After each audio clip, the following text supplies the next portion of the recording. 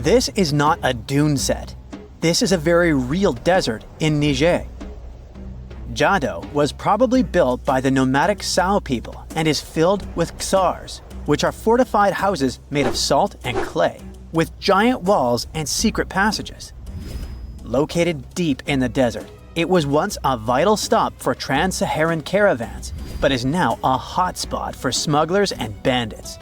The site has been off-limits since 2002 due to its dangers. The origin of the ksars remain a mystery.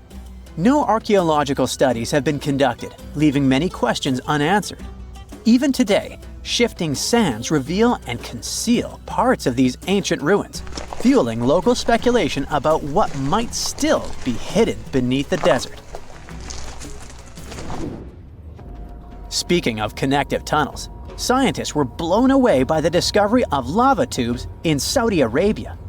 These underground passages form when molten lava cools down. Researchers believe that ancient nomadic groups may have utilized these tunnels to survive the super harsh desert climates. While excavating the tunnels, archaeologists uncovered artifacts, rock art, and skeletal remains. The art and animal bones show that the people who used the tunnels were probably sheep and goat herders.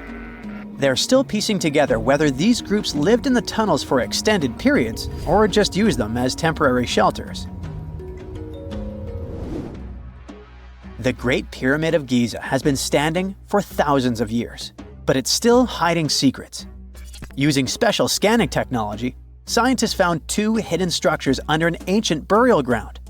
The first is a shallow L-shaped structure, and below it is a much larger space that could be a final resting place or a chamber. The smaller structure was filled with sand on purpose, while the deeper one might be an empty chamber. Experts believe the two are connected, possibly as an entrance leading to a secret chamber. This is big news because it might give us some more insight into who built the pyramids and why. The world is full of ancient writing, but some messages refuse to give up their secrets, like the mystery of the Bash Plemy tablet. This unusual stone, pulled from a lake in Georgia, is covered in symbols no one can read. Even with modern technology, experts are completely stumped. The tablet is about the size of a book, with 60 symbols carefully carved into its surface, but 39 of them don't match any known language. Some resemble scripts from ancient civilizations in the Middle East, India, and Egypt, but none are an exact match. To make things even trickier, part of the tablet is broken off, meaning a piece of the puzzle is missing forever. To rule out a hoax, scientists studied the tablet closely. They confirmed it's made of vesicular basalt, an extremely tough local rock. Whoever carved these symbols must have been really skilled. Based on similar archaeological finds, experts believe the tablet could date back thousands of years, possibly to the late Bronze or early Iron Age. Some symbols repeat, which could mean they're numbers. Maybe it's an inventory list, a record of battles, or even an offering to the deities. Until someone cracks the code, the Bash Plemy tablet remains an unsolved mystery from the depths of history. Experts are still stumped with what this Minoan disc might mean. The Phaistos disc is one of the most mysterious finds from the Minoan civilization. This 6-inch clay object, discovered in 1908, has strange spiral markings that no one has fully decoded yet. The disc has 241 symbols on both sides, showing everything from people and animals to tools and plants. Experts have come up with many theories about what the symbols mean. Some think it's an early form of Greek. Others suggest it's a prayer or a hymn. And some even believe it could be a letter from a king in Anatolia to a Greek ruler. Let's see who will be the first to figure this out. It's always a fun day at an archaeologist's office when they find something as big as a 2,000-year-old marble head. A French archaeologist mission went digging inside an old medieval house near Alexandria in Egypt and found a statue's head depicting an old, possibly ill man. This statue dates from the last Egyptian dynasty before it became part of the Roman Empire, and the site where it was found is associated with the likes of Cleopatra and Mark Antony.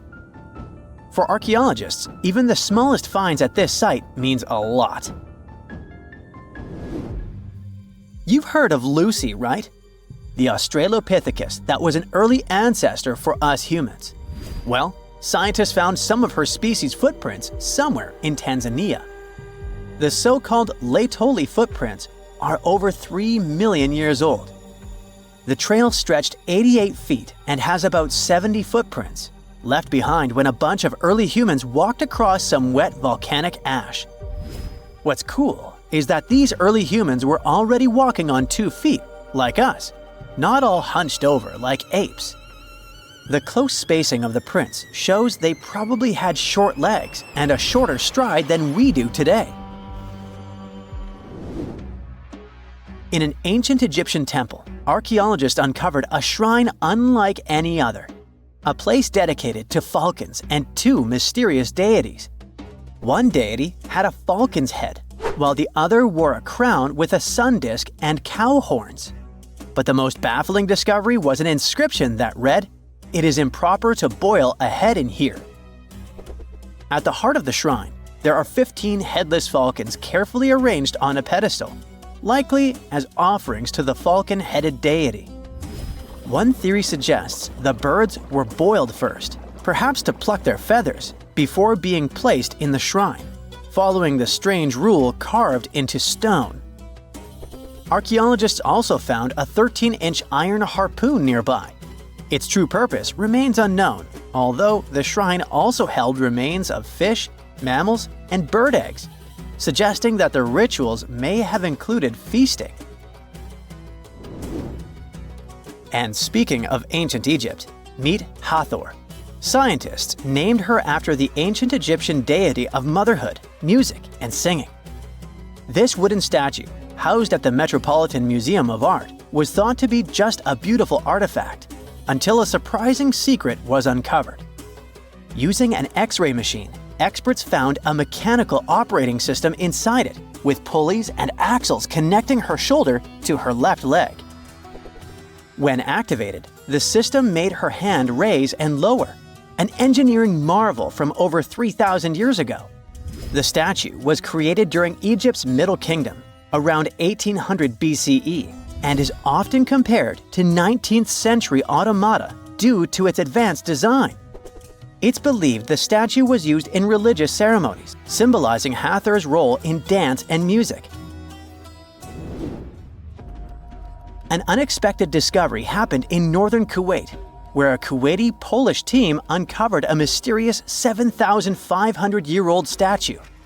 The statue features an elongated skull, no mouth, narrow eyes, and a flattened nose. This feature is thought to be an Ophidian figurine, named after the Greek word for snake, and it was likely made by the Ubaid culture, a civilization known for their pottery skills. While no one knows exactly what role this weird statue played, it might have been linked to rituals or symbolic practices. Some scientists think these figurines, found in homes or final resting places, were tied to important cultural beliefs. We couldn't mention unresolved mysteries of this world without speaking about these elongated skulls. In the deserts of Peru, researchers uncovered 5 ancient skeletons, 2 with unnaturally elongated skulls. While head shaping was common in many cultures, these skulls defy explanation. Local legends tell tales of the so-called gentiles, a mysterious race banished underground by the powerful deities. Some say this is what the skulls represent. Others think this is some type of genetic anomaly, which was confirmed after finding an infant skull, too large to be artificially shaped. Beneath the sands of Luxor, scientists found something that was perhaps never meant to be found. Over 1,000 decorated stone blocks that belonged to the ruined temple of a woman pharaoh. It got us thinking, why was this temple so brutally destroyed, and who was this woman? Her name is Hatshepsut, and she is now considered one of Egypt's greatest pharaohs, but for a long time, history almost forgot her. She ruled during the 18th dynasty, from around 1479 to 1458 BCE. She's remembered for her ambitious building projects, successful military campaigns, and flourishing trade expeditions. It turns out she was one out of 4 women to take the title of pharaoh in Egyptian history. The next woman would have to wait for 1,500 years to reign, and that woman we know as Cleopatra. The story of how Hatshepsut got to be a pharaoh is the most colorful part of this tale. As far as most dynastic rules go, it's usually men that are first in line for royal thrones. In Egypt, that was the same.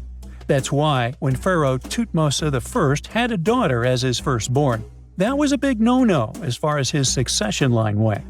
A few years later, Pharaoh Thutmose I passes away.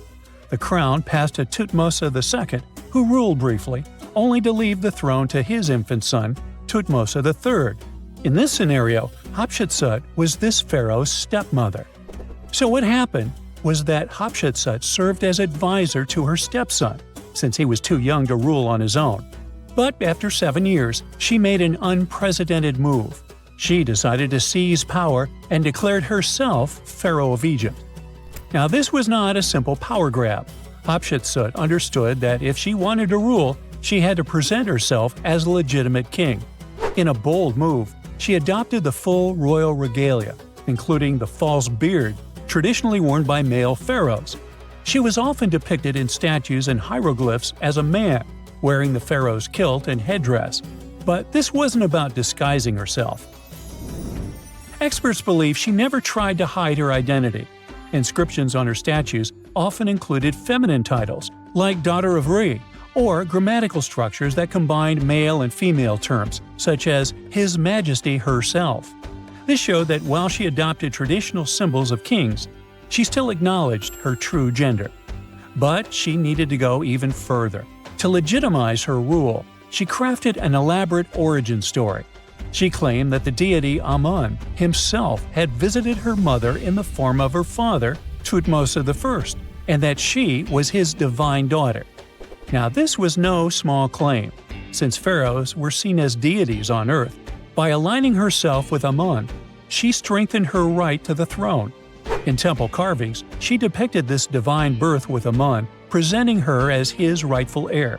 These narratives weren't just mythology, they were tools, ensuring her position remained unchallenged. Hatshepsut also took a new name, Ma'at Kari, which translates roughly to "Truth is the soul of the sun god." The word Ma'at was central to Egyptian beliefs. It represented order, justice, and divine balance. Pharaohs were expected to uphold Ma'at to ensure Egypt's stability.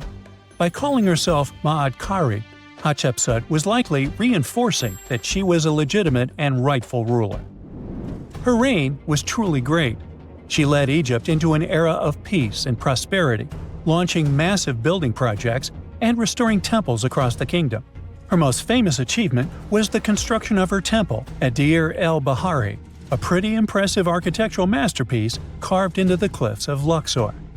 Hatshepsut initiated one of the most ambitious construction projects in ancient Egyptian history, commissioning monuments, temples, and obelisks to immortalize her reign. It's argued that she continued with the construction of the Avenue of the Sphinxes, a grand road lined with statues leading to the Karnak Temple. For many, her shining architectural achievement was the towering obelisk she had carved from single pieces of granite. One of these, weighing over 320 tons, still stands today. Now, beyond building, she expanded Egypt's influence through trade. She sent an expedition to the mysterious land of Punt, believed to be modern-day Somalia or Eritrea, bringing back riches like gold, ivory, and exotic animals. Her fleet of ships sailing the Red Sea marked the first recorded trade mission of its kind, establishing economic ties that would benefit Egypt for generations. Yet, for all of her success, something strange happened after Hatshepsut passed away. Her successor, aka her stepson Thutmose III, who had been overshadowed by her rule, took a drastic step. He ordered her name to be erased from history. Her statues were defaced, her inscriptions chiseled away, and her achievements credited to other rulers. It was as if she had never existed. Some believe Thutmose III wanted to reclaim his rightful place as pharaoh, while others suggest that later rulers, uncomfortable with the idea of a female pharaoh, sought to restore traditional male dominance. The story gets even more tragic. The power struggle between stepmother and stepson continues, since, even after her passing away, Thutmose III built his own temple right next to Hatshepsut's at the Valley of the Kings. But he built his temple with one deliberate modification. His monument was built 11 feet higher than hers. Mind you that this was no accident, it was a symbolic statement. He wanted to overshadow her legacy. But history had other plans.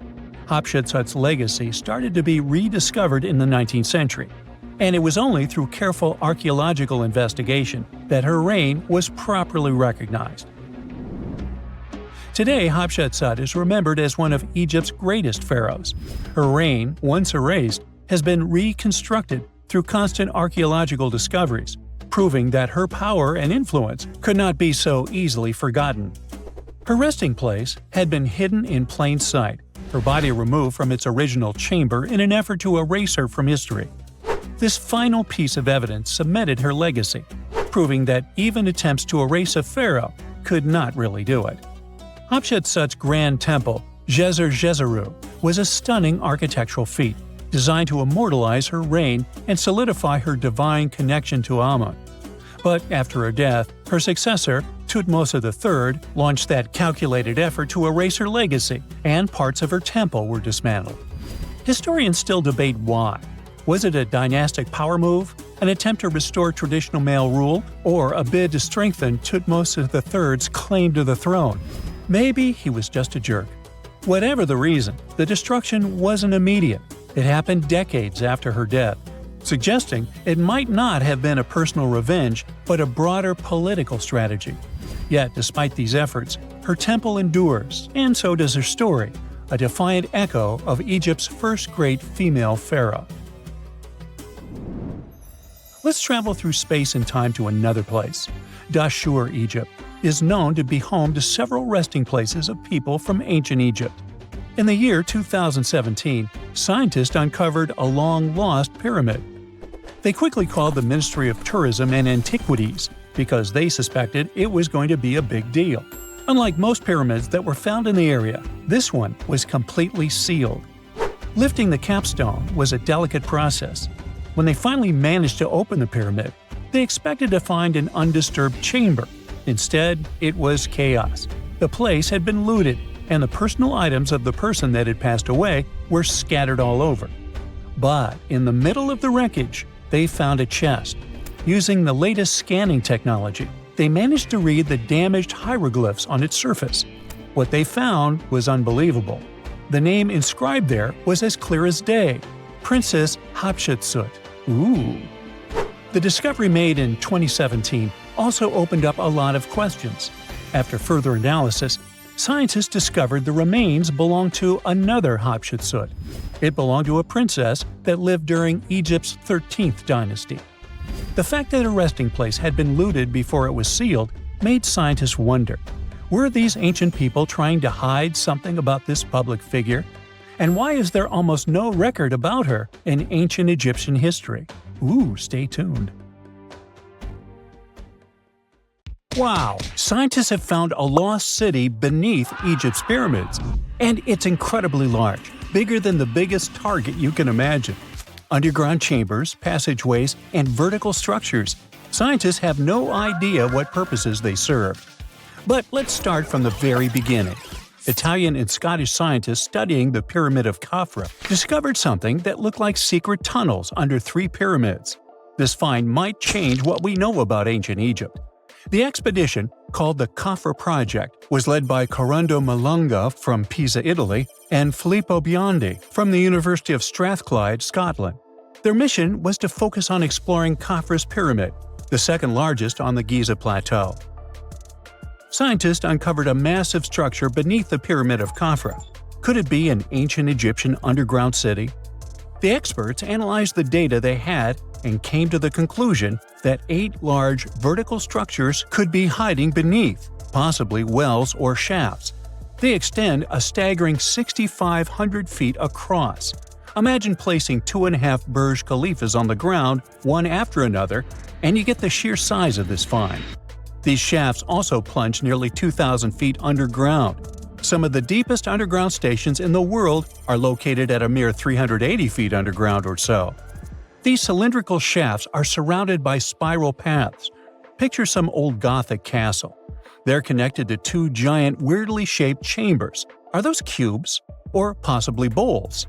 Each of these chambers is likely more than 260 feet across. Now, even though we know about the structures now, no one has figured out their original purpose yet. Want to hear something even more shocking? Okay then, the team is almost sure that similar access points can be found under all 3 pyramids. In other words, all of them might be linked by a hidden system of underground tunnels, chambers, and passages. Even deeper, about 4,000 feet under the surface, there might be more unknown structures. And doesn't it add to the mystery? But the coolest news is that, according to some team members, these hidden structures near Giza pyramids could align with the legendary Halls of Amenti. In ancient Egyptian mythology, it's a place where people are believed to arrive when they're close to the end of their days. There, they are said to take a 3-day-long trial, facing their biggest fears. Now, how did scientists even discover these hidden spaces? To uncover them, researchers used 2 satellites positioned 420 miles above Earth. They sent radar signals to the Giza Plateau, and these signals generated detailed images, which were later compiled into a 3D model of the underground layout, including the newly detected shafts. Then, using synthetic aperture radar or SAR technology, which is a type of radar that can penetrate through stone, the team also spotted 5 small room-like structures hidden deep within the pyramid. One of these chambers contained a sarcophagus, which was once thought to be the tomb of Pharaoh Khafre. But now, scientists believe this was a mistake. The true burial site is likely to be elsewhere. In any case, these 5 hidden rooms were completely unknown before the scans. They seem to be arranged in the center of the pyramid and are linked to underground pathways leading somewhere below the structure. There's an opinion that these tunnels could lead to more hidden chambers and wells. Some of them might be around 4,500 years old. Wow, what if they help us solve ancient civilization mysteries? Preliminary data suggests that all this underground space can be much more than a few empty chambers. There might be many more hidden structures near the Giza pyramids. How come? Well, the thing is, the structure appears to include hollowed-out sections with spiral pathways leading even deeper underground. Refining the images hinting at this could reveal an extensive subterranean network. It might be a whole city hidden under the surface. Now, despite the excitement surrounding these findings, there are also a lot of people who don't believe in the existence of the underground city. They're skeptical about the archaeological discovery in Egypt due to the lack of peer-reviewed verification. That's why several archaeologists and radar experts have challenged the validity of the claims. They've explained that the technology used to make the discovery may not be advanced enough to produce such detailed underground imagery. According to them, the 5 smaller chambers found near the surface could be natural formations, since the area had had sacred significance long before the construction of the pyramids. Some experts have even dismissed the use of radar methods in this context altogether. They call these methods scientifically unproven and question their accuracy. The discovery has also reignited discussions about ancient Egyptian myths and the possibility of hidden texts lying somewhere beneath the Giza pyramids. The layout of the newly detected underground chambers shares similarities with mythological accounts of the Hall of Records, a rumored chamber that could preserve early Egyptian wisdom.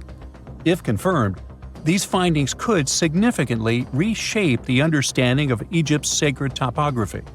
Plus, this lost city beneath Egypt's pyramid could become physical evidence of previously unknown underground structures. That's why the Khafre project is super eager to begin excavating to confirm their findings. But getting approval from Egyptian authorities is a challenging process. The discoveries still need to undergo peer review before they are accepted by the academic community. By the way, this recent archaeological discovery in Egypt comes on the heels of another discovery involving a weird structure beneath the Royal Giza Cemetery, which researchers believe is unnatural in origin. Archaeologists used remote sensing techniques and uncovered a mysterious L-shaped structure underground in the Western Cemetery of Giza. This area is known to house burials of royal family members and high-ranking officials. Many of the tombs in the cemetery have above-ground mastabas, rectangular stone or mud brick structures with flat roofs. But there is an area in the center of the cemetery where there are no above-ground structures. To investigate this unexplored region, the team used electrical resistive tomography and ground-penetrating radar. ERT works by sending electrical currents into the ground and measuring the resistance to detect remains. As for GPR, it sends radar into the ground and maps the structures based on the radar's return. The team found an anomaly about 6.5 feet beneath the surface. It appeared to be an L-shaped structure measuring at least 33 feet in length. The readings suggested that the structure had been backfilled with sand after its construction. This made the team hypothesize that it could be a mix of sand and gravel, or possibly an air void. This anomaly was classified as a highly resistive structure, which meant it didn't occur naturally. Motoyuki Sato, the study's lead author and professor at Tohoku University in Japan, claims that the structure is not a natural formation due to its sharp shape. Another weird thing about ancient Egyptian pyramids is that historians have long believed that they were built primarily for royals and high-status individuals who had the wealth and power to create such massive structures.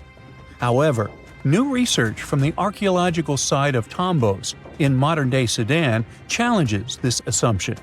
The thing is, Tombos' pyramid may have served as burial sites for low-status workers as well as elites.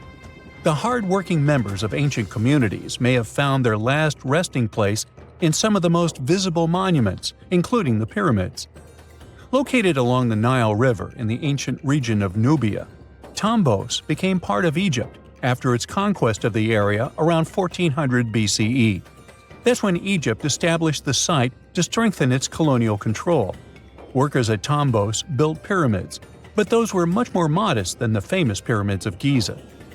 The research team reanalyzed 110 human skeletons from Tombos, originally studied in 2012. In particular, they examined the entheses, the areas where tendons and ligaments attach to bones. Such an analysis can give us insights into the amount of physical labor a person performed. When someone does hard labor, their bones often develop distinct crests and ridges at these attachment points due to the stress on the tendons and ligaments. And while some skeletons showed little change in their entheses, suggesting they belonged to individuals from the upper classes, others showed more serious changes.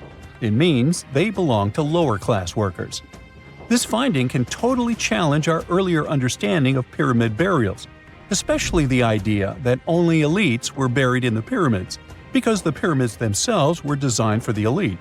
This recent research may prove that lower-class workers may have found their final resting place in these monumental structures too. What is a boat doing in the middle of a desert? You would expect to find a seagoing vessel closer to shore.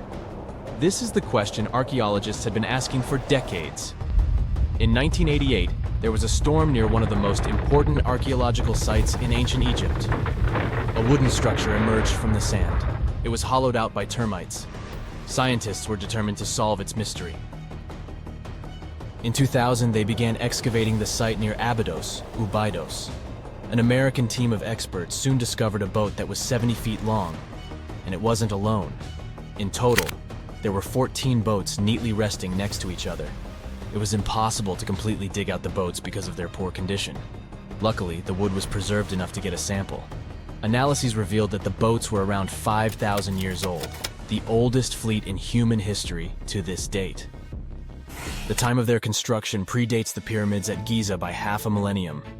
Each ship of the fleet rested in a vault that matched its dimensions. The room was roughly a third of the size of a tennis court. It had mud brick walls that featured more than 120 drawings of boats. Ancient Egyptians incised them on whitewashed walls that were excellently preserved. Scientists have known about these mysterious chambers for well over a century. 1901, 1902. A British archaeologist, Arthur Weigel, stumbled upon a strange structure west of the River Nile. His team caught a glimpse of the interior walls.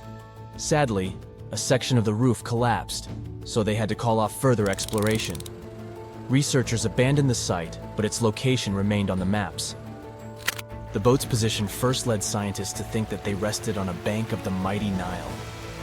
But there was a problem with this theory. Today, the river flows almost 7 miles west of Abydos.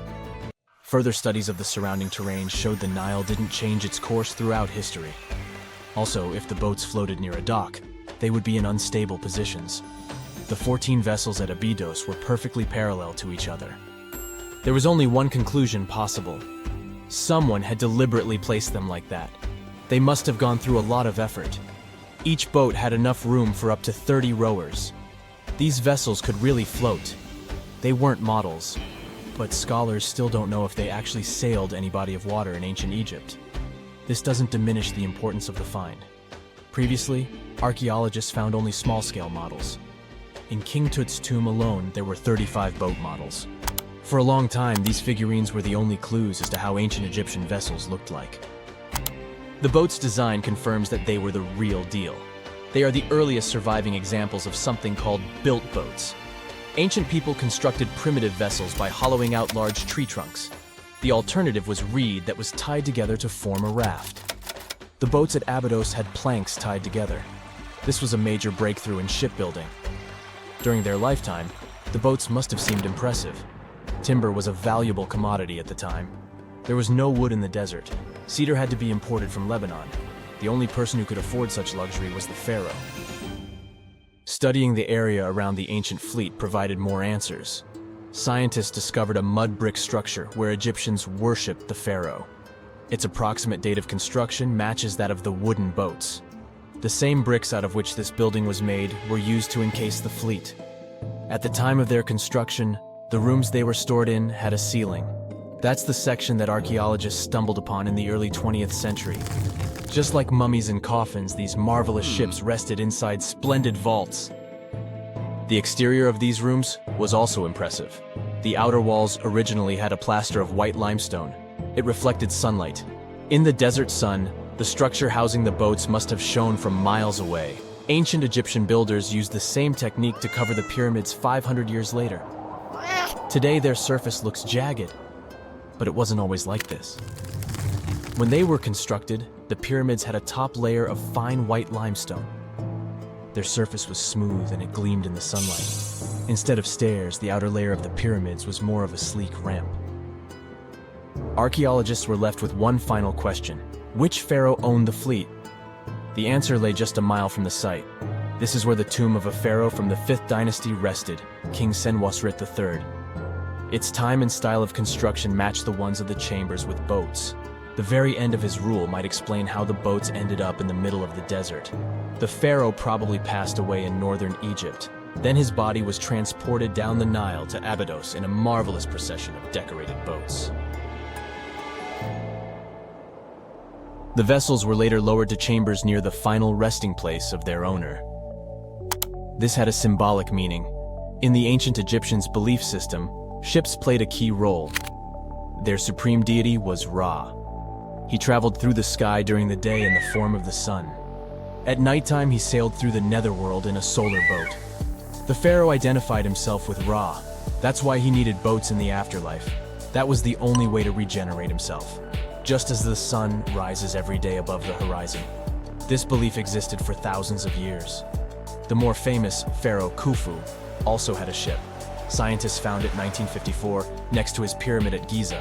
It is some 4 centuries younger than the fleet at Abydos, but Khufu's ship was almost 2 times longer. The Great Pyramid of Giza and King Tut's tomb are some of the most famous archaeological finds in Egypt. But there are many more secrets hiding beneath the endless sands of the Sahara Desert. Recently, 2020, archaeologists found a lost city there. They have labeled it as the most important discovery since King Tut's tomb, 1922. The city of Aten is some 3,000 years old. Historians hope it will give them a unique insight into the everyday life of ancient Egyptians. The famous archaeologist and Egyptologist Zahi Hawass proclaimed the site a lost golden city. Aten sits some 300 miles south of Egypt's capital, Cairo. It is close to the famous Valley of the Kings. Archaeologists first found sections of mud brick walls that spread out in all directions. They discovered complete rooms with tools of everyday life inside. The research team unearthed a bakery, a residential neighborhood, and an administrative district. They all date back to the time when the Egyptian civilization was the wealthiest in its long history. They were also the first to make objects from iron. In 1911, scientists found a set of iron beads near a village in Lower Egypt, El Gurza. These are the earliest known iron artifacts. The discovery is literally out of this world. Ancient people made them by beating into shape a piece of a meteorite. The 9 beads were once part of an ornate necklace. They are now blackened and corroded, which is perfectly normal for a piece of jewelry that is over 5,000 years old. They consist of an iron-nickel alloy. Researchers were impressed by the skill of ancient jewelers who processed the beads. Their craftsmanship is more impressive when you think that they didn't know the stellar origins of the material. The Great Pyramid of Giza also has a remarkable feature. An international research group investigated the electromagnetic response of the structure to radio waves.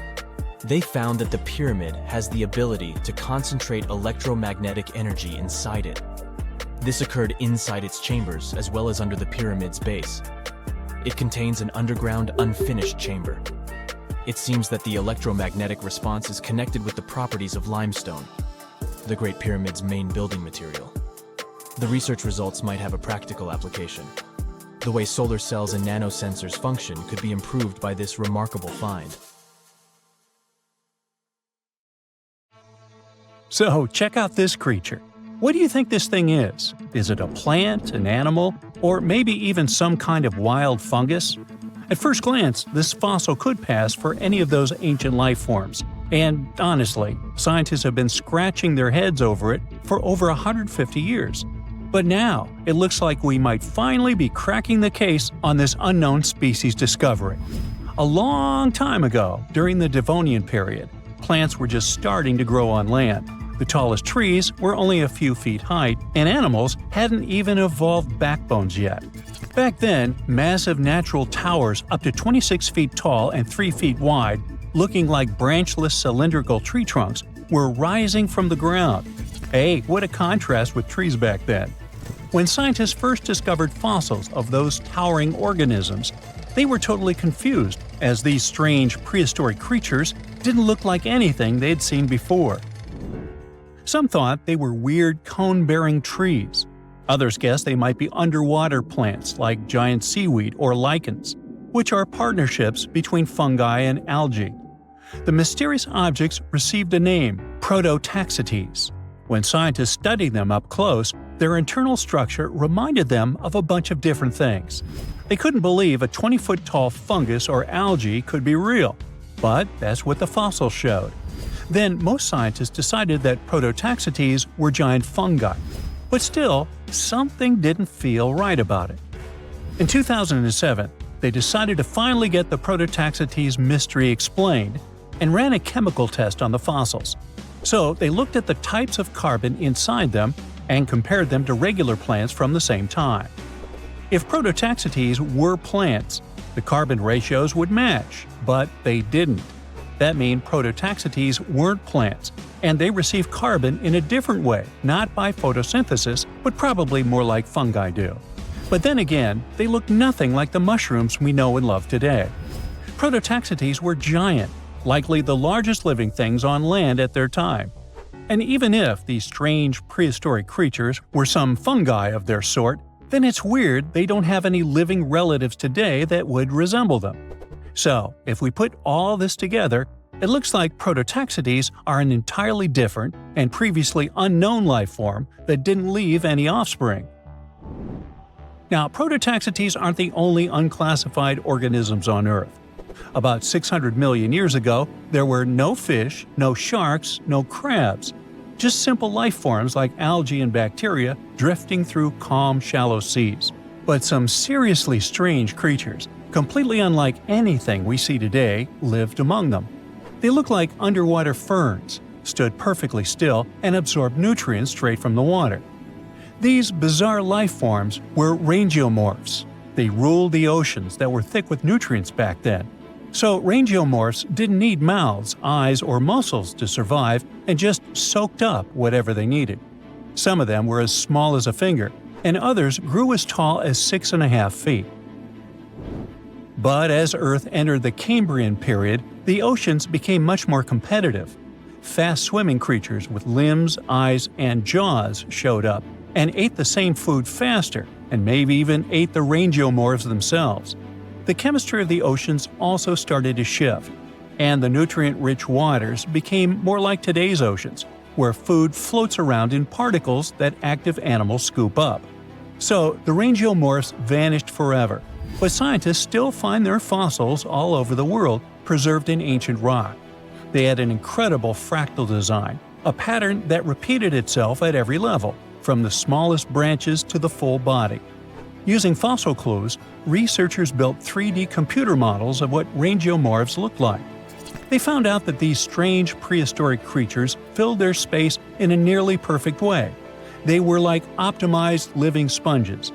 But scientists still can't agree on where exactly Rangomorphs fit on the tree of life. At first, they argued over whether they were plants, animals, fungi, or something completely different. Now, most agree they were primitive animals, though they were so different that they might deserve their own unique branch, what scientists call a clade. And then there was Dickinsonia, another prehistoric creature that was so strange that scientists couldn't even agree on what it was for nearly 100 years. Some thought it was a giant single-celled amoeba. Others thought it was a type of lichen, or maybe a failed evolutionary experiment. This bizarre life form lived about 558 million years ago, long before dinosaurs, sharks, or even insects showed up. After many years of studies, Australian researchers finally got proof that Dickinsonia was an animal, and possibly the oldest one scientists have ever found. They solved the mystery thanks to really well-preserved fossil fat molecules stuck in the rock near the White Sea. These molecules were a type of cholesterol, the kind of fat found in animal cells.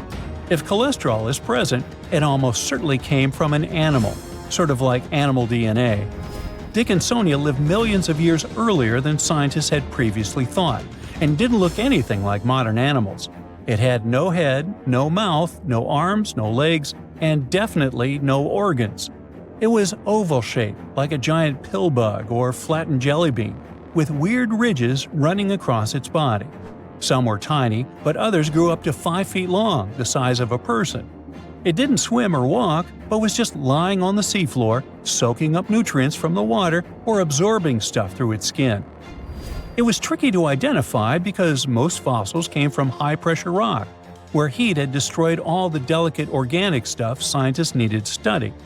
To get to the good fossils, researchers had to rappel down 300-foot cliffs, dig out huge blocks of sandstone, throw them down, wash them, and then repeat the process. And inside one of those sandstone slabs was the fossil that changed everything. That helped finally confirm that Dickinsonia was an animal, which proves that complex animal life existed before the Cambrian diversification, where tons of new animals with bones, eyes, and limbs suddenly appeared. Scientists think the spot where they found these fossils might hold more clues about ancient life. For a long time, scientists had no clue what other group of ancient life forms, slime molds, were. These weird jelly-like blobs that pulse and ooze on rotten logs and forest floors aren't fungi like mushrooms, though people thought they were for years. It turns out they're more like amoebas, squishy, single-celled organisms that can move around. There are over 900 species of slime molds all over the world. You'll find them in soil, leaf litter, and especially on decaying wood. Scientists found them trapped in amber from 100 million years ago, and it looks just like modern slime molds. Scientists still know very little about how slime molds interact with other species, what role they play in ecosystems, or how they think without a brain, nerves, or a control center. But somehow, they can make decisions and adapt to their surroundings. It makes them a lot like social insects, like ants or bees, where no single bug is in charge, but the colony still works together as a smart group. Even without brains, scientists have trained slime molds to solve mazes just by responding to chemicals and learning from their environment. One way these organisms learn is through a process called habituation. It's sort of like how you get used to cold water after jumping in a lake, or stop noticing an annoying buzzing noise after a few minutes. That's your brain helping you tune out something harmless. Some slime molds can do this too. If they get in nasty conditions, like salty, dry, acidic environments or chemicals, they'll avoid them at first. But if there's food on the other side, they'll eventually get used to it and push their way through. And if you let slime mold go dormant and wake up a year later, it still remembers how to deal with salt. They even seem to be able to decide where to go based on where they found food in the past. With more and more unknown species discoveries, scientists can paint a better picture of Earth's biological past. Egypt has ruled as the owner of the world's oldest pyramid, until now. A newly discovered structure in Indonesia may predate Egypt by thousands of years. If this is true, it rewrites history. The world's first pyramid was born during the last ice age, and it's now located in the middle of the jungle. At first glance, Gunung Padang does not exactly scream pyramid. It looks more like a big mound with scattered stones tossed all over it. But recent excavations have revealed that far beneath the surface, there are stone structures buried in multiple layers, deeper and much older than anyone expected. We're talking possibly 27,000 years old. This is serious if we're talking about humankind's history. Today, the oldest known ancient society with this kind of building knowledge is probably 11,000 years old and used to occupy the region of modern-day Turkey. We've talked about Göbekli Tepe in some of our previous videos. Gunung Padang has got the scientific community divided and raising big, life-changing questions. You see, the site of Gunung Padang has long been considered sacred by the locals. Many even call it the Mountain of Enlightenment, and still use the site to perform mystical ceremonies. Westerners had no clue this place existed until the late 1800s. That's when a Dutch explorer heard whispers about a strange mountain and went to see it for himself.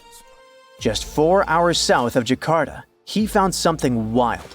Stacked terraces connected by rough stone steps, massive flat stones covering the ground, and towering pillars everywhere. To him, it looked like an ancient ceremonial site, maybe even a burial ground. For almost 100 years, mainstream archaeologists simply ignored Gunung Padang. The story resurfaced when a group of farmers brought attention back to the mountain in 1979. By the 80s, researchers finally started digging and found pottery fragments dating back to somewhere between 45 BCE to 22 CE. But here's where this story gets interesting. Some studies suggest the deepest layers of Gunung Padang are between 16 to 27,000 years old. That means this pyramid could have been built during the last ice age. And if that's true, it's older than Egypt's famous pyramids, the ones we thought were the world's first. This whole theory comes from geologist Danny Hillman. His team used ground-penetrating radar, core drilling, and carbon dating to study Gunung Padang, and what they found was pretty wild. According to Hillman, this place is like a giant ancient layer cake, built in stages over thousands of years. The youngest layer is around 3,000 to 4,000 years old. That's roughly the age of the pyramids in Egypt. When you dig a little deeper, you find Unit 2, which was built between 7,500 and 8,000 years ago. But here's where things get truly mind-blowing. Hillman claims the deepest layer, Unit 3, could be as old as 27,000 years old. His study suggests that Gunung Padang isn't just a hill. It's a stepped pyramid, complete with chambers and hollow spaces hidden underground. Although there's not much info about these chambers. The geologist does admit his theory sounds crazy, but he says it's all real and legitimate data. Hey, this is just one theory. Those who disagree with Hillman say Gunung Padang was not man-made. It was nature-made. Maybe not the upper parts, which Hillman calls Unit 1. The lowest units, which are the units that could change our collective history, are the problem. To understand what the fuss is about, we need to look at the soil. The area that Gunung Padang was built on is filled with volcanoes, which means it sits on top of volcanic soil. Hillman's team drilled into the mound and found something odd. Younger soil wedged between much older rock layers.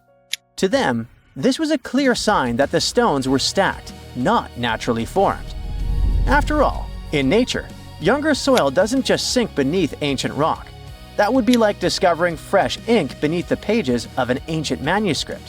You know, something doesn't add up unless someone put it there on purpose. However, skeptics such as volcanologist Zoetkinel Braunthal argue that Gunung Padang is not a human-made pyramid, but rather the remains of an ancient volcano. He believes the mixed layers of young soil and old rock are the result of natural erosion and geological processes, not human construction. Volcanic activity can create unusual formations over time, and without clear signs of tools, carvings, or human remains, many experts remain unconvinced. The mystery boils down to this paradox. Are we looking at the ruins of a lost civilization, or are we simply misinterpreting the work of nature? Most archaeologists say that to prove an ancient civilization existed, you first need signs of culture, art, tools, structures, something man-made. That's exactly why archaeologist Dibble, one of Hillman's biggest critics, isn't buying the pyramid theory. He argues that without solid proof of human activity, all we really know is that the soil in the mound is 27,000 years old, and that alone doesn't mean people were building pyramids back then. But here's the thing. The more we dig into ancient history, the more we find that our ancestors were capable of things we never imagined. The idea of advanced civilizations existing during the Ice Age seems far-fetched to many archaeologists. After all, who could have the technology and knowledge to build massive structures like pyramids in such a harsh environment? This is where some researchers, particularly Graham Hancock, come in.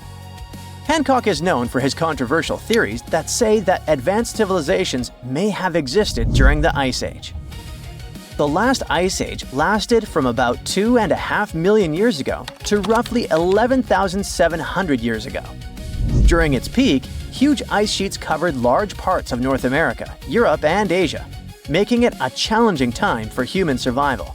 Most archaeologists believe that humans during this period were mainly hunter-gatherers, moving from place to place in search of food and shelter. The idea that they had skills to build a massive pyramid-like structure is hard for many to accept. However, researchers like Graham Hancock argue that advanced Ice Age civilizations could have existed and been wiped out by cataclysmic events such as floods caused by melting glaciers. According to Hancock, these ancient cultures may have built monumental structures like pyramids. One of Hancock's most notable books, Fingerprints of the Gods, explores this theory in depth. He looks at evidence from ancient monuments like Egypt's Great Pyramid of Giza and the megalithic structures in South America and suggests that these could be the remnants of a forgotten civilization. Hancock's theories imply that knowledge and skills passed down from this ancient culture were eventually rediscovered and used by later civilizations, like the Egyptians and Mayans. If we apply this to Gunung Padang, the idea becomes even more fascinating. Could this ancient site in Indonesia be a remnant of a long-lost civilization that existed during the last Ice Age? We'll have to keep digging to figure this out. Either way, while scientists debate the origins of Gunung Padang, local myths offer a different explanation. One of the most famous local legends tells the story of King Siliwangi, a powerful ruler who wanted to build a grand palace in a single night. With supernatural strength, he began stacking enormous stones to create his masterpiece. But as the first light of dawn appeared, he realized he had failed to finish in time. Frustrated, he abandoned the project, leaving behind the massive rock formations that we see today. While this story isn't historical fact, it reflects how deeply Gunung Padang is embedded in the local culture. Even today, the site is considered a place of spiritual energy, attracting visitors who believe in its mystical power. Hindus from the island of Bali climb the mountain steps to conduct rituals related to the rising of the full moon. Followers of a variant of Indonesian martial art practice their discipline high on the mountain. As these sacred rituals continue, archaeology and geology keep trying to figure out if this really is the oldest man-made structure in the world. Whoa! It's a huge flying island right above your head. In the era of AI, you may think it's nothing but a neural network video, but let me tell you that first, it's very much real. Two, if you want, you can as well visit it. It may even hold the key to the El Dorado secret. This place is called Roraima, and it's actually not an island at all. It's a mountain. Due to a number of factors, we get this vision of an island floating somewhere above us. But it's all about the flat top this mountain has. There's no standard peak, so it looks flat and the thick clouds get blended into the skies, thus creating this optical illusion. Despite the advancements in satellite technology and affordable air travel, there are still few places on Earth that feel truly uncharted. Like Mount Roraima is one of them. It's been around for almost 2 billion years, and it's one of the oldest formations on our planet. For comparison, dinosaurs appeared somewhere around 240 million years ago. Some scientists believe that this area used to be a part of the supercontinent called Gondwanaland. And back then, it wasn't yet a mountain. When the supercontinent split apart, the erosion created this magnificent tabletop mountain. But what's interesting about this place is not the age, but the fact that it still looks prehistoric. It's almost untouched. The reason for that is late exploration of this part of South America. By the way, we still discover new flora and fauna species living there every year. For a mountain, it's relatively short, only 9,220 feet. There are cities located at a higher pitch above sea level, say La Paz in Bolivia, whose elevation is 11,940 feet. So people could be living in the area of Mount Roraima too, despite its hard-to-get location. But there's a twist to it. The Pemon people are the original inhabitants of this region, and they have an incredibly rich tradition of myths. For instance, their mythology features deities that live on the tepui, which are flat-topped mountains found in the grasslands. These mountains are considered sacred and are off-limits to the living since they're believed to be the dwelling places of ancestor spirits known as Mawari. So, there are traditions that restrict living in this area, but still, some sources claim that local communities do dwell there. But, obviously, modern problems lie not only in the spirits, but in very much limited job opportunities there. However, guided tours are actually available. So what will you see if you ever dare to visit this place? At the base of the mountain lies an evergreen rainforest featuring trees that range in height from 82 to 150 feet, with some specimens reaching up to 200 feet. Some of them are endemic for sure, meaning that it's the only place in the world where you can find them. Like, you can find orchids as large as a medium-sized tree. It's not a surprise because due to the remoteness of this place, species here may have followed a completely different evolutionary trail, unlike most of the flora and fauna on our planet. Next, you have all the chances to stumble upon a waterfall at the base of Roraima that's been flowing for millions of years. Fun fact, there are no rivers on Roraima summit, but the rainfall seeping through the porous rocks create this incredible view. All combined together make it look like some lost world, right? By the way, Sir Arthur Conan Doyle was inspired by Tepui, these tabletop mountains, when he was writing his The Lost World novel. Yep, it's not only Sherlock he was famous for. Among these natural wonders, Roraima stands out as the most accessible tepui. There are more similar formations, but they're way less trek-friendly. Yeah, Amongst other mountains, Roraima may be the easiest to get to, but still, it is very hard to get there, even taking into account all the modern technologies. So, how did the discovery happen? Hard to say for sure, but there is a theory backed up by official records. Back in the 16th century, here was this Sir Walter Raleigh. Look at his fancy collar and mustache. He was one of the most important people during the Elizabethan period. In 1594, he got to know about a great golden city near the Caroni River. That idea stuck in his mind. Maybe it was something like a get-rich-quick scheme for him. Anyways, 1 year later, he went to explore what is now Guyana and eastern Venezuela, and he described precisely Mount Roraima. On March 22, 1595, an English fleet led by Walter Raleigh showed up off the coast of Trinidad. Raleigh tried to make nice with the Spanish settlers there by trading and even inviting them aboard his ships for some entertainment. After a few drinks, the Spaniards opened up about a person having some particular activities in Guyana, sharing insights about the land's geography and the treasures they believed were hidden inland. Fast forward to April 7th, Raleigh pulled off a surprise attack on the town of San Jose and managed to capture this very person. After squeezing him for information, Raleigh declared his own plan to head into Guyana on a quest for the legendary Golden City. Since his ships couldn't navigate the narrow channels of the Orinoco Delta, Raleigh had his carpenters modify one of them, likely a galleass, to only draw 5 feet of water. This ship could carry 60 men, while another 40 were split among smaller boats.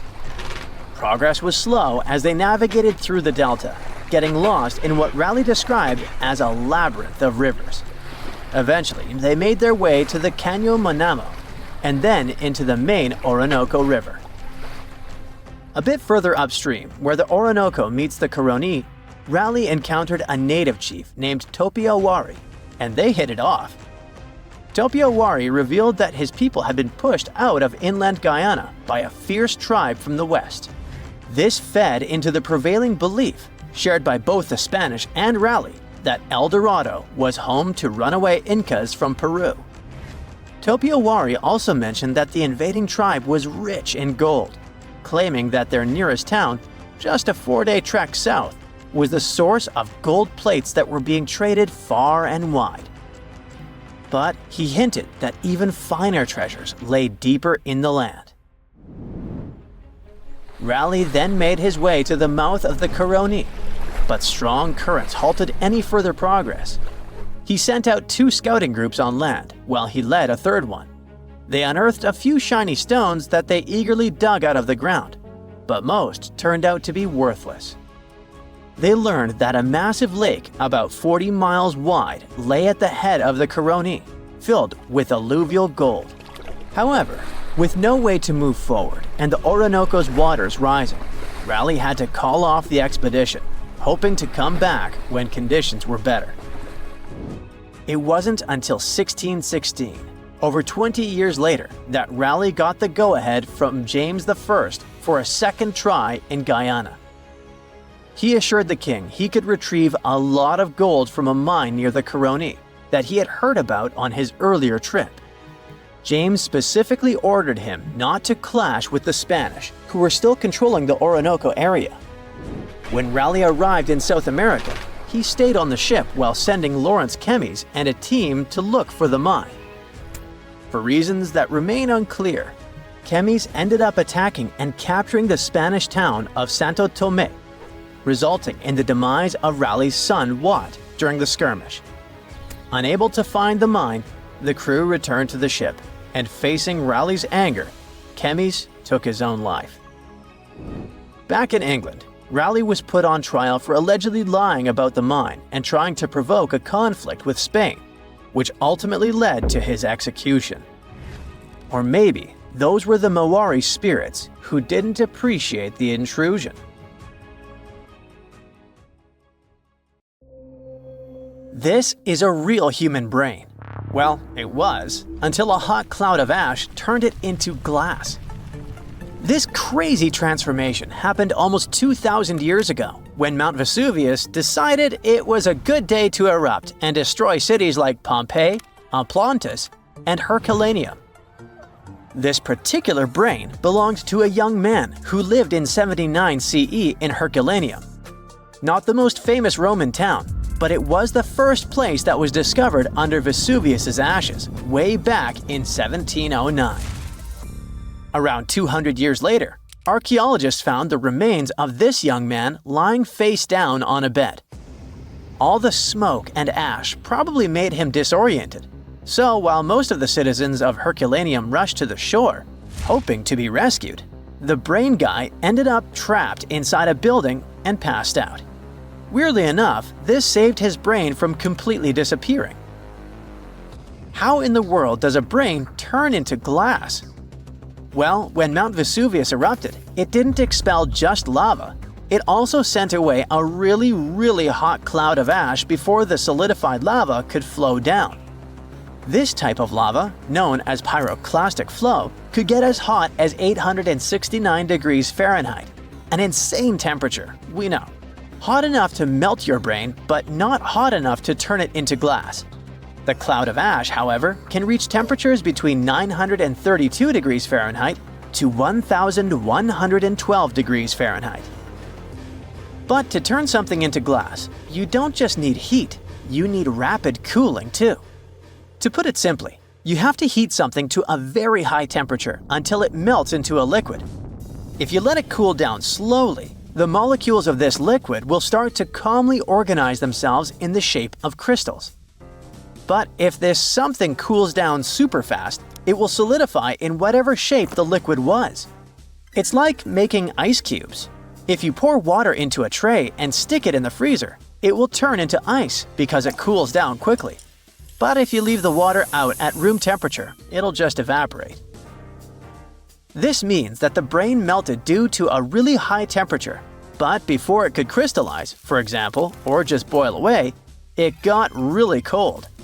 The flow from the eruption was not hot enough for this to happen, but the cloud of ash that reached town before the pyroclastic flow was hot enough to start this process, and fast enough to leave just at the right time. To figure out the exact temperature needed for this brain-to-glass transformation, scientists used a technique called differential scanning calorimetry. This fancy name basically means that they heat up glass shards to see when they start to change shape. They discovered that the cloud of ash had to be exactly 950 degrees Fahrenheit hot for the brain cells to start melting. Now, remember how I said this guy was inside a building, but most of the citizens were outside?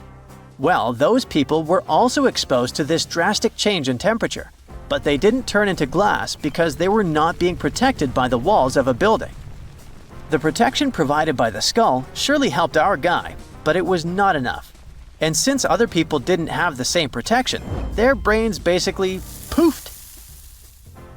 And before you ask, no other parts of his body turned into glass. You see, you need some liquid for the glass-making process to happen. The brain has a lot of water and fat, which makes it a prime candidate for the glassification process. Yes, I've just made that word up. Other organs might have contained liquid, but they weren't as protected as the brain, so they were destroyed by the heat. And bones? Well, bones don't have enough liquid, so they just remained the same. The ones that didn't char, anyway. When the brain turned into glass, it looked a lot like an obsidian stone, a type of volcanic glass formed by the cool lava of a volcano. Even the forensic archaeologist who discovered this glassified brain thought it was just a stone at first. He was studying the bones of our hero when he noticed something shining inside of his skull, right in the middle of all the volcanic ash that filled it. To his surprise, this thing was way more fragile than obsidian and smaller too, with some fragments being only a few millimeters large. He only figured this was part of that guy's brain after he took the glass to the lab. With the help of a microscope, he discovered that this was not a stone but an organic tissue, which is basically cells that form our organs. This organic tissue was made by protein, a molecule produced by living things like animals and plants. And this was not just any protein. This one was specific to the human brain because every organ is made of different types of protein.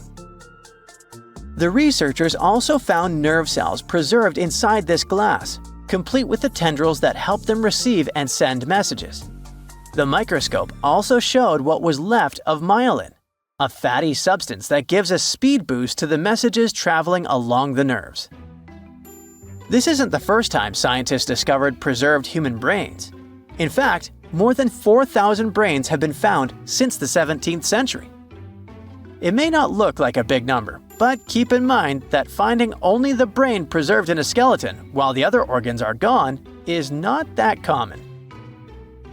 You see, the human brain is actually the first thing that decomposes when we're 6 feet under, and it usually turns into liquid. When scientists stumble upon a human brain, it's usually dried, frozen, or literally turned into soap. A brain can be dehydrated if a person perishes in a place that is very hot, like a desert. Frozen brains are found, obviously, in places that are super cold, like polar tundras. A brain turned into soap may sound weird, but the saponification process is not that rare. You need a lot of fat and oils to make soap, and the human brain is filled with this. It's a complex process, but if you find a brain that turned into soap, it must have been buried in a place that is very wet and has little oxygen. Back in 1982, for example, construction workers found dozens of human skeletons in a pond in Florida. They were all 8,000 years old, and 91 of them actually had their brains still somewhat intact. And by intact, I mean they turned into jelly soap. During the 2000s, the brains of 45 people were found in Spain, preserved because of this saponification process. This discovery helped researchers understand the chemical composition of the brains and even the weather conditions of the moment when these people passed away. Scientists also discovered two 3,700-year-old brains in Turkey that belonged to a middle-aged man and a teenager that were trying to escape an attack on their city. This time, the brains turned into charcoal because of a super hot fire. And even though their skulls preserved the brains in this state, the heating and cooling process was probably not intense enough to glassify them. But this? It's the first time in history that scientists have found a brain that naturally turned into glass. It's like finding a unicorn, but in a more scientific way. So what does this discovery mean? Well, for starters, it gives us a glimpse into the lives of those who existed such a long time ago. Secondly, it taught scientists an amazing way to preserve the human brain. It also shows just how powerful nature can be. Powerful enough to turn a brain into glass, but delicate enough to preserve it for thousands of years. So, let's give a shout out to the young man who unknowingly contributed to science. He probably had no idea that his brain would one day be the star of a groundbreaking discovery. His tragic end has given us a fascinating peek into the past. Diver Dan was scuba diving in the Bermuda Triangle when an underwater portal opened up and took him straight to the shores of a beach back in the 17th century. Walking there, he ran into a huge shipwreck. The ship's ghost appeared before Dan and told him that he would be cursed unless he could figure out the mystery behind his riddle. The ghost showed two different combinations of numbers, 1492, 1609. Now, it was up to Dan to figure out if this was the year of the Great Sea Battles, the years where famous pirates disappeared, or the years where ships sank. Can you help out?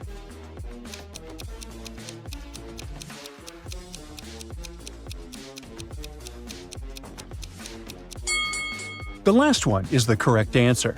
These years are associated with sunken treasures. In 1492, a ship from Columbus's fleet known as Santa Maria sank. Then, the Sea Venture sank in 1609. Dan decided to explore more and found another ship. Inside, he found clay vessels, stone anchors that were long unused, and a figure in the shape of a deity covered in shells. If you had to guess, to which civilization did this boat belong to? The ancient Greeks, the ancient Egyptians, or the Romans?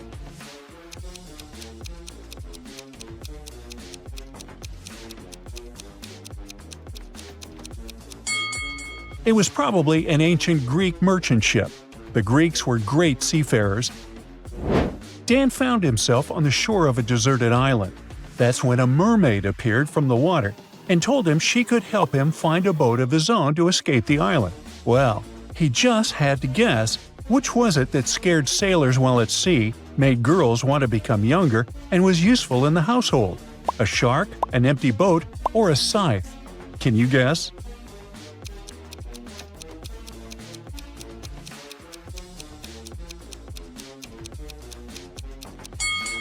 The correct answer is a scythe. The scythe represents the Grim Reaper, which scares sailors. It also represents time that's running out and is a useful tool in households. Diver Dan arrives on the shores of the Nile River on a ship. He is met by two women dressed in fancy gowns. He knows one of them is Cleopatra, but if he makes the wrong choice, he'll be fed to the crocodiles. If he gets it right, the queen will tell him how to get home. The first woman is a dazzling beauty with perfect facial features. The second has a slightly plump face, large nose, but her gaze is penetrating. Which one of them is the real Cleopatra?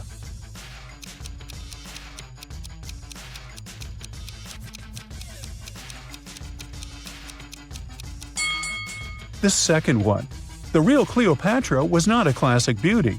On coins and busts, she was depicted with a large nose and rather rough facial features, but she was famous for her sharp mind, charisma, and charm. A few days into the sea on a new boat, Dan was hit by a storm. When he woke up, he was in the middle of a desert. There he found an old wooden ship stuck on the sand. Examining the boat, he found there were seashells and corals between the boards. There was dry seaweed and rust, as if the ship had been underwater for a long time. Judging by what Dan saw, can you guess how the ship ended up in the desert?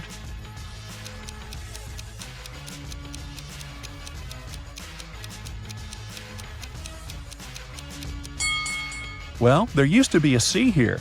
Many deserts were covered with water millions of years ago, and the dried-up seabeds left behind ships that were buried under the sand.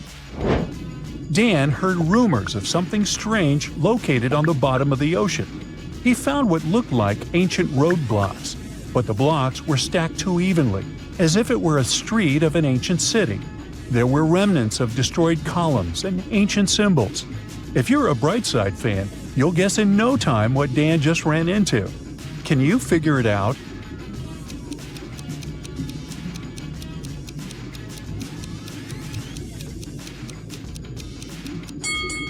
He ran into the remnants of a sunken city. One of the most famous examples is Pavlopetri in Greece, one of the oldest submerged cities, which is about 5,000 years old. Dan found an old map underwater that led him to a treasure spot. When he opened the treasure, a huge creature emerged from the depths of the ocean. It was a sea serpent. It locked Dan in its tentacles and would only let him leave after solving its riddle. The riddle was a song that said, "She lies in the darkness, where she shines with her eyes on her hands so brightly." What was the sea serpent referencing in its song? An octopus, a conger, or a starfish?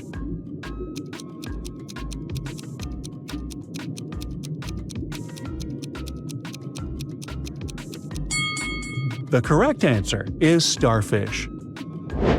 Dan met a mermaid that gave him an important task. He needed to retrieve ancient silver pottery from a sunken city. Scuba diving, he came across 3 different paths. The first path had a shipwreck, and by the looks of it, there were lost parts of wrecks all along the way. The second path looked darker, and it held the entrance to some scary catacombs. The last path was paved with rough stones and ruins of old buildings. Which path should Dan take?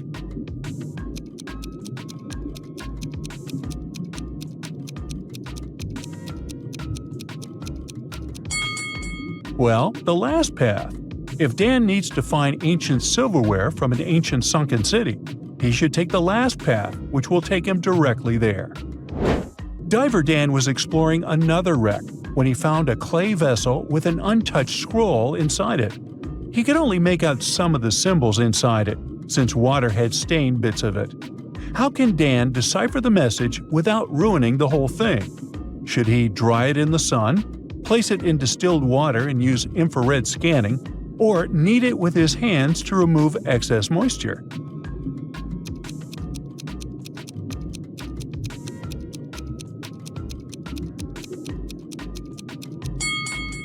He could use the technique archaeologists use, which is number 2. They use infrared scanning and distilled water to restore old texts. One day, diver Dan snuck into a cave where pirates kept their gold. But to open a chest, he had to solve an ancient code cipher carved into the wall.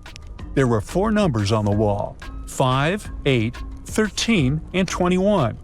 The pirates claimed that the next number in the row would open the chest. What number do you think that was? 26, 34, or 30?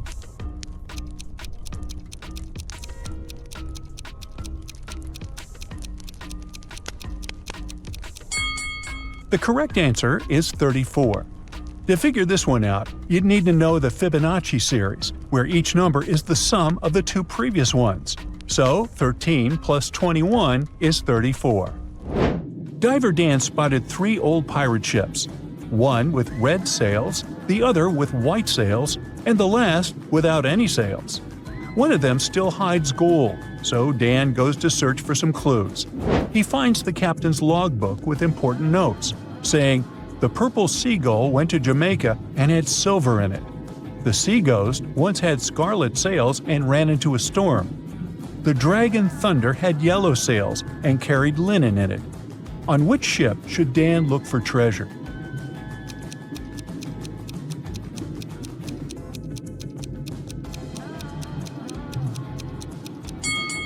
Well, he should look at the Sea Ghost.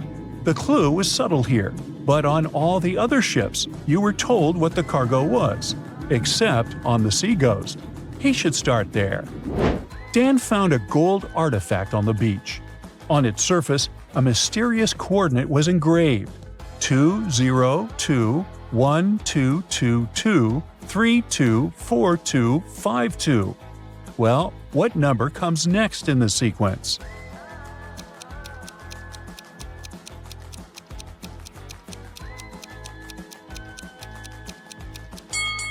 It's number 6. You should simply add 1 after each 2. Diver Dan discovered an old map that led to a powerful portal that could take him home. The map had 3 X's marked, one near the Mediterranean and one near the Indian Ocean. And can you guess where the last X was pointing to?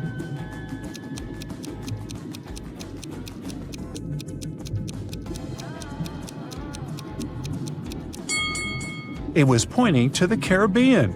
That's where Dan was when he was sucked in by the portal.